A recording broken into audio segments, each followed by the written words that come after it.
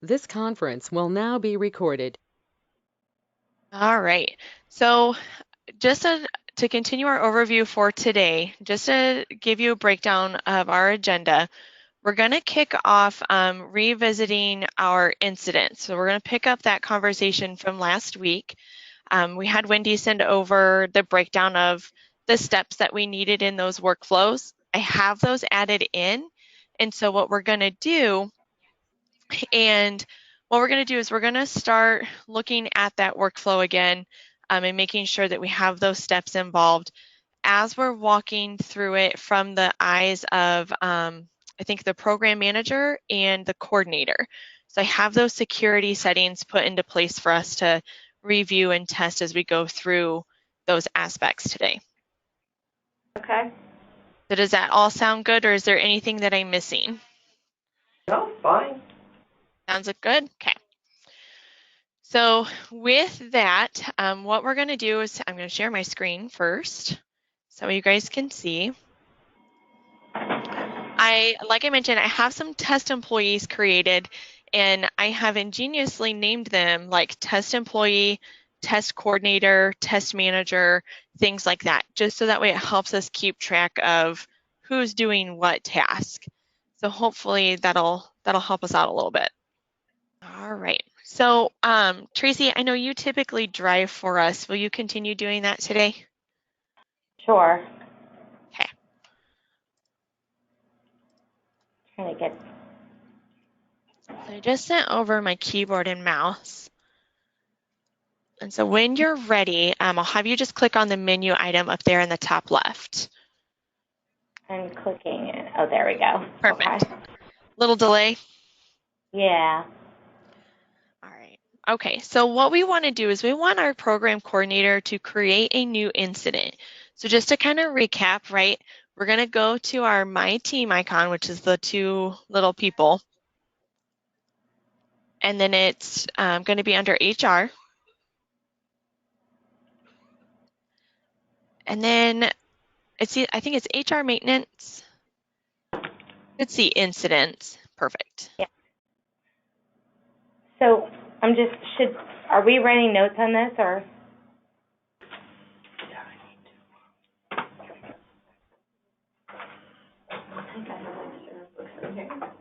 Got it done. Sherry is usually our note taker, isn't she? She is. So Wendy or Peg, would one of you volunteer for us to take notes? Peg's gonna have a little notebook here as soon as I can find an Paper. Oh my God. There we go. We're lost without Sherry. Okay. So Peg, if you'll just let us know when you've got our breadcrumbs, and that way Tracy can click on that. Okay, so we have team, then HR, then incident. Maintenance and then incident. Okay, got it. All right. Okay. So what you're going to see here, right now, this is a blank screen. There's no data to display. That's because none of our employees have an incident assigned to them. And so what will happen as time goes on, this particular coordinator, they're going to be able to see all the incidents to which the employees they're basically connected to, right? So last week we talked about how we had those different fields on the employee records. One was labeled coordinator, and then manager 1, manager 2, and so on. Yeah. You guys remember looking at that? Okay. Yep. So if a coordinator is listed on an employee record, they're going to be able to see the incidents for which the records they are listed on. Okay. And so right now there aren't any. So what we want to do is come up here under the Add New button. And then we're going to select the employee in which we're assigning this to. For all intensive purposes, what I want us to do is assign it to test. Add New. Yeah. So I'll let you take Okay. back over, Tracy. We'll actually pick up right there.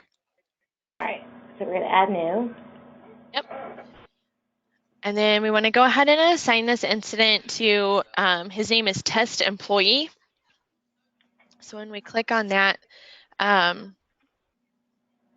it's test 1 employee 1 Oh, okay. I just is what it looks like, sorry. computer runs so slow when we're here. I just saw them too. There we go. Just, yeah, backspace and type, yep, backspace 1 more. There he is, down at the bottom. Yep, perfect. And then Yep, well, and then your incident type. So remember we had to create some new types based on our conversation last week so that we had the ability to distinguish the different workflows, right? So if you'll choose the incident type for a residential option. so could be disciplinary. Oh, right there. So, oh, okay. So you're going to define it between residential, or it could be. I get you. Okay. Okay. And so if there's no other questions or anything needs circle back for notes, when you guys are ready, go ahead and save. Yep. All right. So now where you're at is, so your coordinator in our example, right? Our coordinator has, is in the midst of creating this incident. And so this is that incident form. We actually looked at this a little bit last week. And what this is going to do, this is what Kronos offers as part of the incidents functionality. A small consultant disclaimer, there are probably going to be things in here that you may or may not use based on your day-to-day business practice, and that's okay. I will let you know up front that if you do find such items, I'm not able to change what you're looking at here. So if you do find that there's things that just don't pertain to your needs, right now, the 2 options that we have are we can go out to the Kronos communities and you can submit your idea for it to be voted on, right? And then once it collects enough votes, it does hit our engineering team and they put it in their docket of things to improve. The other thing is, in the meantime, is really just to kind of turn a blind eye to those line items. And just kind of move on without it. As you'll see, items in here, the only thing that's required is that incident name, which is what you selected on the previous screen. So Could we change what is required or not? good question. We can't. The functionality right now doesn't allow for that. Okay. So just to kind of walk through these, Tracy, I'll let you kind of Sorry. just. One more question. Oh. The incident ID, is that assigned after? How's that working in that field? Yep, so we're going to talk about all these fields. So if you guys are ready, Tracy, you're going to input the information as we kind of go along. Don't feel like you have to wait for me. Just, whatever pace you want to work at is good. But yeah, so incident ID, you'll notice it's an open text field. So you're able to put in or assign an incident ID to this. So again, just an open text field. So whatever you guys enter there would be how that's going to work. The violation there to the right, as she did there, she clicked on the magnifying glass. It brings up this predetermined list of violations. We got this list from the discovery document. Yes. And so we'll just select accordingly there.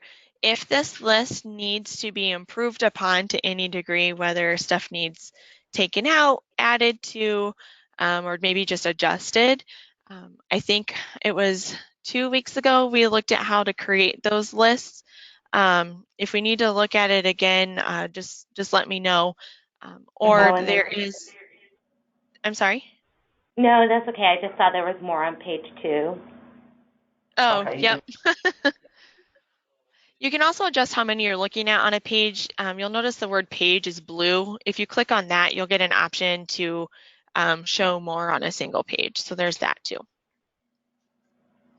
But for our example, we're not too picky about what our violation is. So We just select and apply. Then you have these two date fields, incident date and report date. So in the incident date, again, just kind of however your business practice is going to fit best to this. Usually, right, the incident date, I see it most commonly used as when did it happen, right? If this was like an accident or maybe someone came in late or absent, whatever that is, when did the actual incident itself take place would be the date, and then you'll see to the right of that the timestamp option there. We'll do that. And then do we put a time on there? Peg, do you usually ask like a time of day? I don't know. It just depends on the incident. Okay. It's not a required thing. It's pertinent to the reason for the incident. Gotcha. And then report date, I see this commonly used as, right, like when are we actually logging that this is happening? So kind of like what you've got your example set up here, Tracy, right? The actual incident happened on the 24th, but we're not getting to the paperwork until the 25th. And so that's the kind of the difference in those date fields. And again, just kind of how we see that commonly used. Okay. All right, then you're going to see those two fields there called status and priority. And with those fields, again, just kind of however it best fits in your business practice. So the status, these are predetermined. These two lists we're not currently able to alter. But you see that we've got like opened and closed as a status. You also have priority if you wanted to rank, right, the level of priority or even severity of the incident. You have high, medium, or low.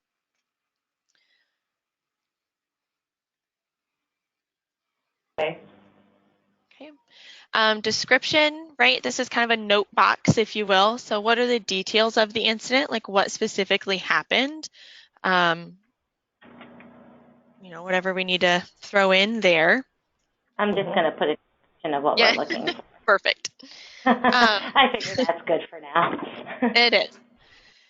And then you're going to see this box for signature. You're going to notice that it's grayed out and it's looking for signed by employee. We're actually going to kind of skim over that box for right now. In this present moment, as you can see, the person creating the incident isn't able to touch that. So the reason for that is because this person creating it is not the employee that this is against, if you will. So we're going to see that come into play a little later in the workflow as we go through those steps of our process. So I'll just kind of pause. Let me know if we need to circle back to anything for notes. And we'll kind of leave it up to you guys. When you're ready, just save in the top right.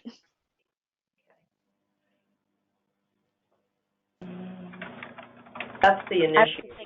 Here. I have the notes. Okay, then I won't save it. I'll do that. All right. Okay. All right. So you always just want to get in the habit of teaching folks, right, to save and save often, because if we had like walked away and it timed out, any changes we had made, they would not have been saved. So now that this is saved, what's going to happen here is we're going to click submit. So in our example, our coordinator in this case created and is now submitting this incident request. And based on the workflow, the incident is going to be sent to the HR group. I've got this set up. Well, actually, we just made changes to the workflow. So what will happen is those changes are going to be good for anything new going forward. Anything like in the middle of the process, like our example here on the screen, that's going to basically be, it's going to be stuck in the old way, right?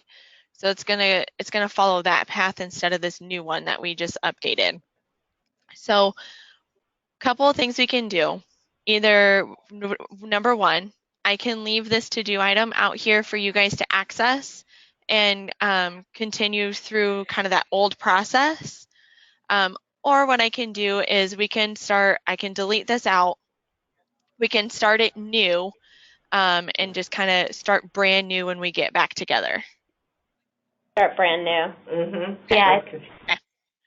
Because then when we start brand new, we're really just going to start from the top. We're going to have you get in here, right? I'm going to have you create the incident all over again and just kind of just keep going. I won't have to narrate as much, right? It'll really just be available for questions and letting you kind of go through the process and letting you kind of cheat, not have to physically log in and out of all those test accounts. Where we're at is with implementation is we're continuing to work on these workflows. So we've got the incident stuff going on now, and when we're done with that, we'll talk about the life cycle management ones. So we'll just change topics, but it's the same concept. Okay, and with the notes, Kayla, what's the distribution on it besides us? Oh, the notes that you added to the incident? No, I'm the You're note talking taker. about these? Huh? What's your question? Okay, so Sherry was the note taker. I'm just questioning, who do I send the notes to? Is this just for our team, or do you need to see a copy of it?